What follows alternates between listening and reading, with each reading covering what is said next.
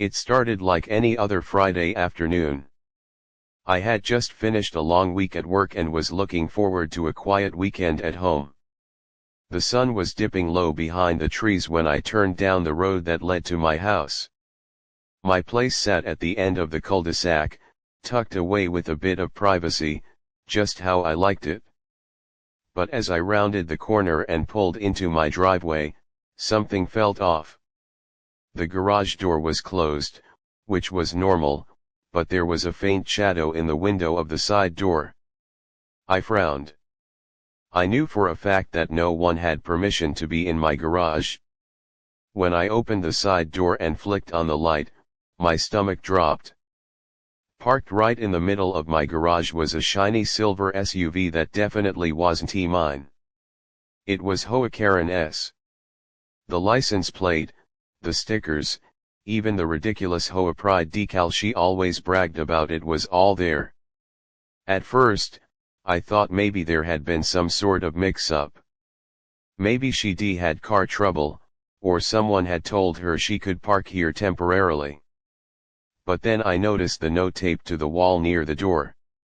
It was written in her perfect, overly fancy handwriting, "Temporary parking due to Hoa business. Do not move or tow vehicle." My jaw tightened. Hoa business. My garage was on my private property, completely separate from the community parking lot.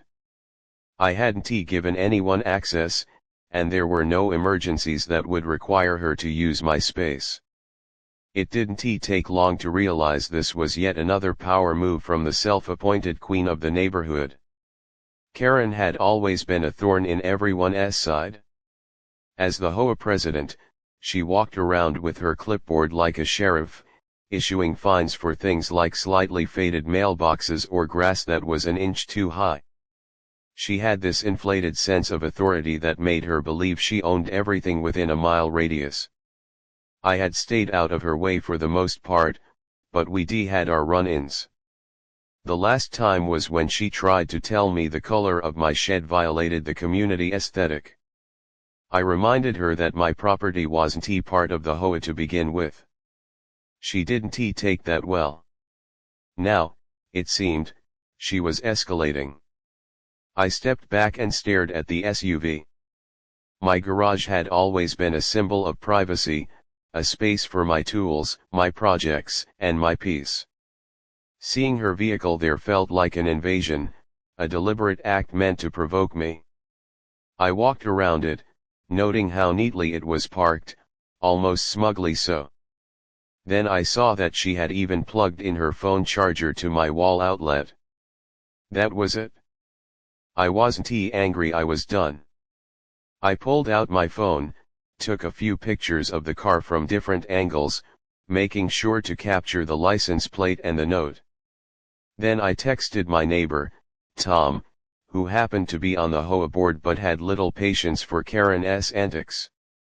When I sent him the photos, he called me immediately. "You're kidding," he said. "She actually parked in your garage." "Not only that," I replied, "she left a note claiming it's for Hoa business." Tom sighed loudly. "That's not even remotely legal. Your property isn't under Hoa jurisdiction. She's crossing a line." "You think," I said dryly. "I'm considering teaching her a little lesson in boundaries." Tom laughed but warned, "Just make sure it's legal. You know how she is, she'll twist anything she can." I already had a plan forming in my head. Karen was the kind of person who thrived on control.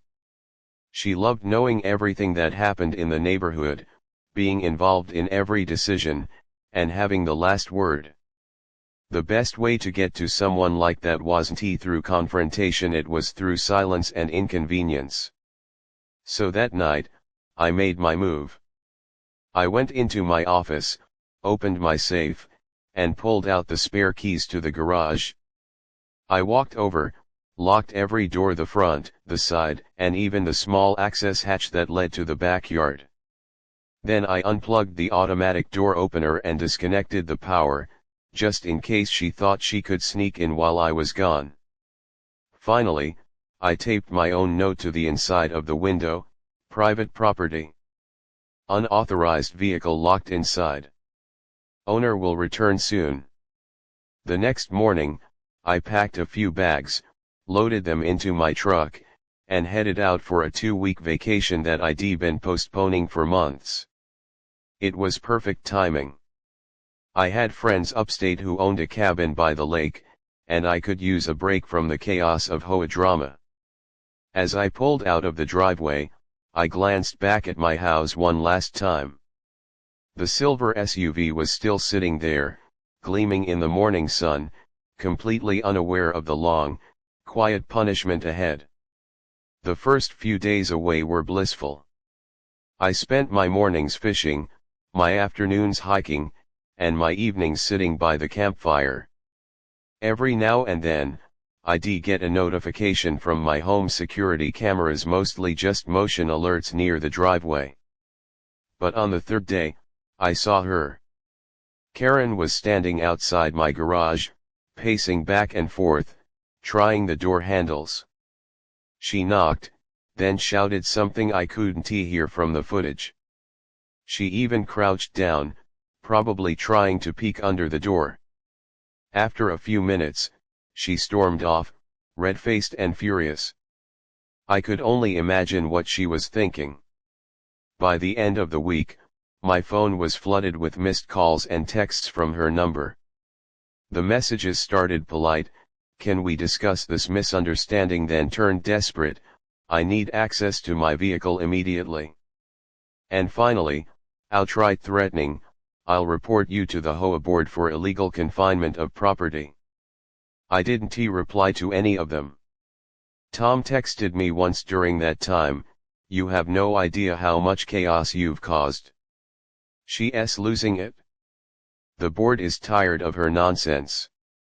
I smiled and replied, "Good. Maybe it's time she learned what boundaries mean." When I returned home 2 weeks later, my driveway looked exactly the same, the garage still locked, the SUV still inside. But Karen was waiting. She was standing in front of my property, arms crossed, eyes blazing. As soon as I parked, she marched up to me. "You can't just trap my car like that," she shouted. "That's theft." I raised an eyebrow. "Theft? You parked your car on my private property without permission. I simply secured it for safekeeping while I was away." She sputtered, trying to form a response, but all that came out was a frustrated huff. "This is going to the board," she declared. "You'll be fined for this." I couldn't help but laugh. "You seem to forget something, Karen. My property isn't under your Hoa jurisdiction. You have no authority here." She froze, the realization finally sinking in. I walked past her, unlocked the garage, and gestured toward the SUV. "You can take it now. But if I ever see it here again, I'll have it towed at your expense." She didn't say another word. She climbed into her car, slammed the door, and peeled out of my driveway. I watched her go, feeling a deep sense of satisfaction. Sometimes, the best revenge isn't loud or cruel, it's calm, legal, and perfectly timed. And as I stood there, the late afternoon sun casting long shadows across the yard, I couldn't help but smile. For once, Karen had nothing left to say. The morning after I locked Karen's SUV in my garage and left for vacation, I felt a kind of peace I hadn't experienced in months. The road stretched out ahead of me, sunlight pouring through the trees as I headed toward the mountains. My mind was free of Hoa nonsense for the first time in a long while. I thought about how she had strutted around the neighborhood, bossing everyone, thinking she could do whatever she pleased. But this time, she had crossed a line, and she was going to spend 2 long weeks learning what it felt like to lose control. By the time I arrived at the lake cabin, I had completely let the situation go. The sound of the wind through the pines, the smell of wood smoke, and the calm water helped wash away any lingering frustration. I spent my days fishing, hiking, and catching up on sleep. But deep down, I couldn't help but wonder what was happening back home. A few days into the trip, curiosity got the better of me. I opened the security app on my phone to check the cameras around my property. Everything looked quiet until I switched to the front yard feed. There she was, Karen herself, marching up my driveway in her usual high heels, clipboard in hand. She rattled the garage door, pulled on the handle, then stepped back and glared at it as if it had personally offended her. She pulled out her phone, started talking animatedly, and gesturing toward the door. Probably calling one of her lackeys to complain about her unlawfully detained car. I chuckled and leaned back in my chair. I could almost hear her voice in my head, that sharp, condescending tone she used when she thought she was in charge. After a few minutes, she stomped off, muttering something under her breath. The next day, she came back, this time with another woman from the HOA board. They stood in front of the garage, looking confused and frustrated. One of them pointed toward the sign I had taped on the window. The other tried to peek through a crack in the door, but all they could see was darkness. I watched them argue for a bit before leaving. By the third day, it had turned into a full-blown circus. Karen returned with a handyman and a measuring tape, probably thinking she could prove the garage was part of some shared community property. When she realized there was no way to get in without cutting a lock, she threw up her hands in defeat and stormed off again. That night, I got a flood of text messages from her. They started civil: "We need to discuss this situation immediately. I believe there's been a misunderstanding."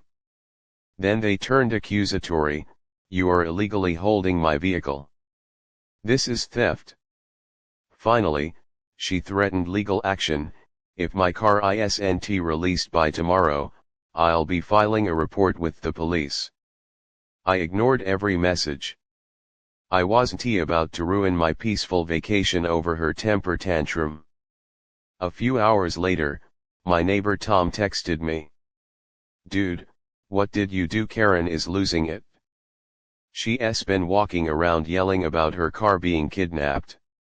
The HOA board told her it's her own fault, but she won't listen." I laughed out loud.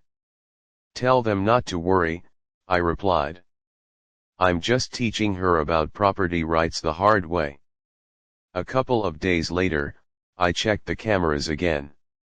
This time, a sheriff's deputy was standing at the edge of my driveway talking to Karen. My heart skipped for a moment, but then I relaxed. I hadn't done anything wrong.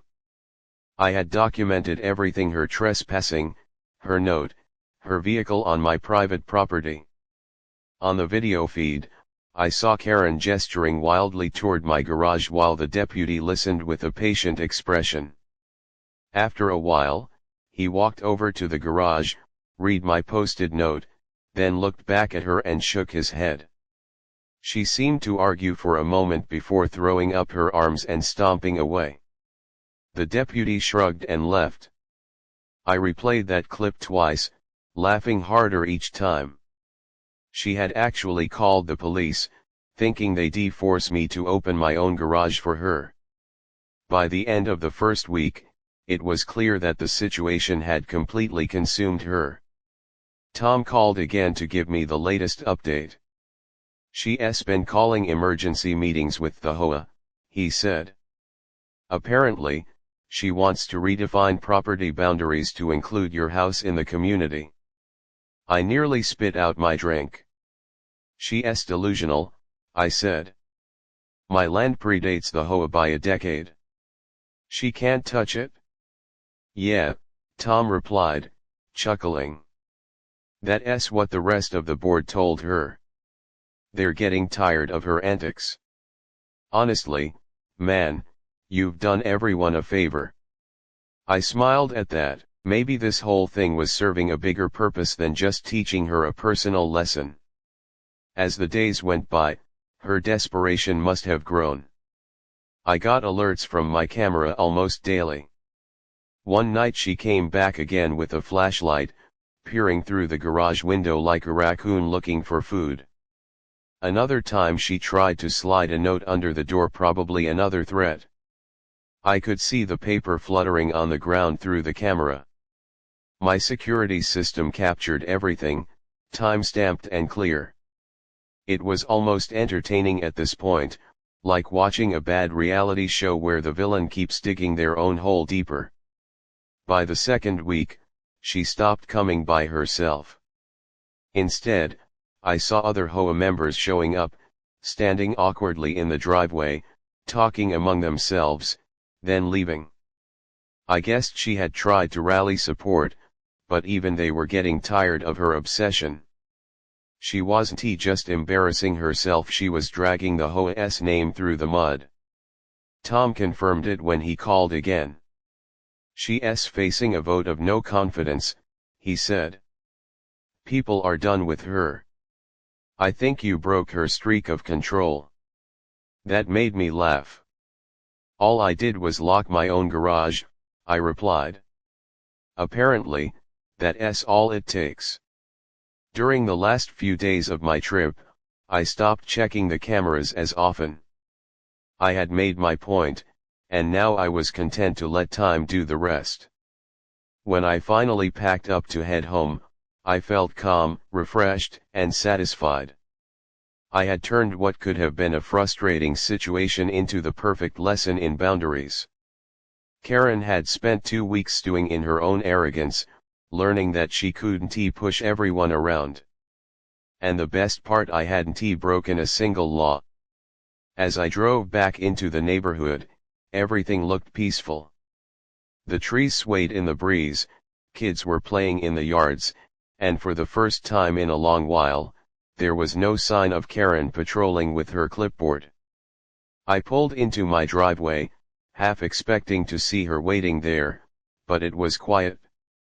The garage was exactly how I'd left it, locked, secure, and silent. I smiled as I turned off the truck. Whatever awaited me inside, I knew one thing for certain: this chapter of the HOA drama had already been written, and Karen had finally met someone she couldn't bully. When I returned from my 2-week vacation, the first thing I noticed was how unusually calm the neighborhood felt.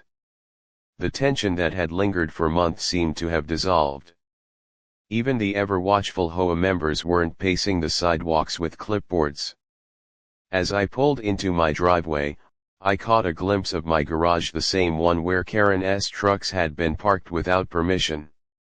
The locks were intact, the cameras still recording, and not a single scratch on the door. For a moment, I wondered if she had finally learned her lesson. I unlocked the garage and lifted the door slowly, half expecting chaos inside. Instead, everything was exactly how I'd left it: clean, quiet, and the unmistakable sight of Karen's oversized SUV and her husband's pickup still sitting there, unmoved. The absurdity of it all made me laugh. 2 weeks, and she still hadn't figured out how to get her cars back. I leaned against the frame and just admired the scene. Her arrogance had landed her in a situation where she was powerless. She had always believed she could dictate every part of the neighborhood, including people's private property.